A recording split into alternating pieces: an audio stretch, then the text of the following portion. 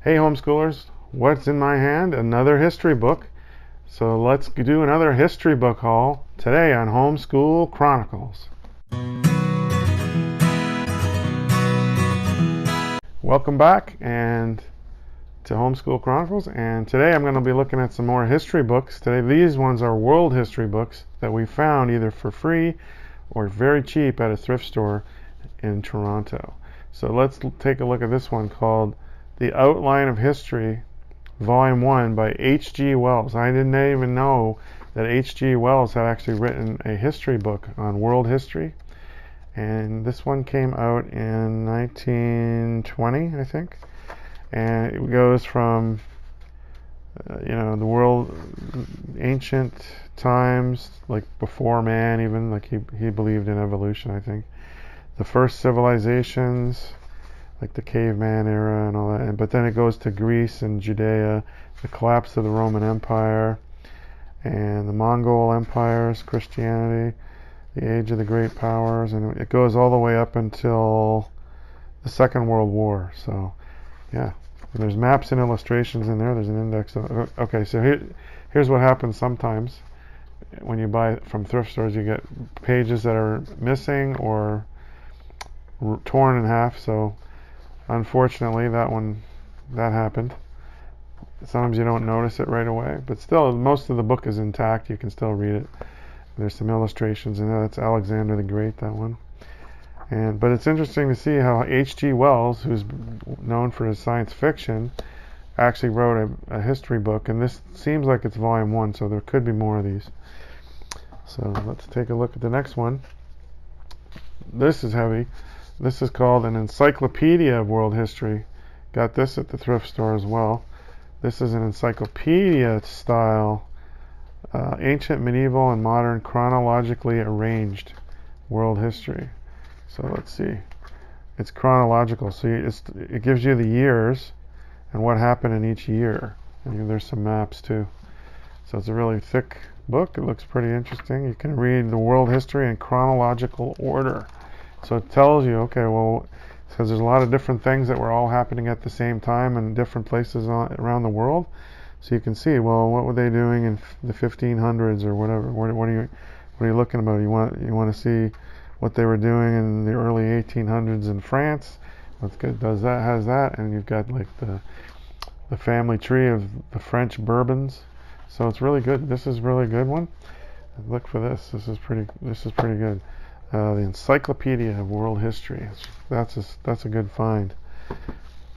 And next we have another big, large tome called The Rise and Fall of the Third Reich, A History of Nazi Germany by William L. Shirer. One of the most important works of history of our time, according to the New York Times. This one we got for free at a church that we used to go to. They had a whole pile of books for free. We can just take them. So we took them. We took this one. I took this one, and it's pretty big. It's how many pages? 1,000 pages about the history of the Third Reich. There's no real illustrations in it, but it's pretty good. I'll be reading that eventually. Not necessarily for young kids to read, but like when they get older, they can read these books, right? All right. So the next one we found at a thrift store is The History of the Modern World by R.R. Palmer. This one was a textbook at Duke University. It came out in around 1950.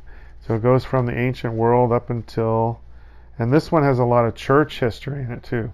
So not just, it's different from H.G. Wells, because H.G. Wells had a lot of like caveman history, stuff like that like prior to, what we don't believe because the Bible says that the world's not millions of years old, right? But so he has all of the church history, and his starts in the rise of Europe, and there's a lot of church history in here, but it goes all the way up through the Second World War as well. So this was a textbook too. So there's a lot of stuff there's some maps too.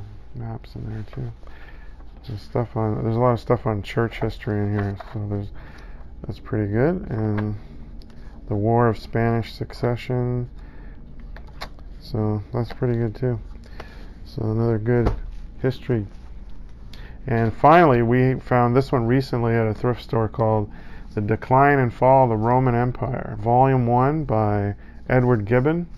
I think this was written in the 1700s, but this is the modern version of it. The original, there's like a 6-volume set of it. This is a 6-volume set, I think. Or it says in 3 volumes, but I thought there was 6, but depends on the edition, I guess. But this one covers the Roman Empire from 180 to 395 AD. So and it'll have a lot of early church history in here too. So if you're interested in church history and Constantine and all, and the Council of Nicaea and all that, this is a good book. This one here is a good book. So look for that. Decline and Fall. The whole series will be good to get. So it tells you, okay, this is why he thinks the Roman Empire fell, and those who forget history are doomed to repeat it. So we need to learn history so that we can see why things happened in the past, and maybe we could avoid that from happening now, right? But if we forget history, then we'll make the same mistakes they made back then. So history is important to study. So that's all for today. Like, subscribe, and share. Give me your comments down below, and we'll see you next time on Homeschool Chronicles.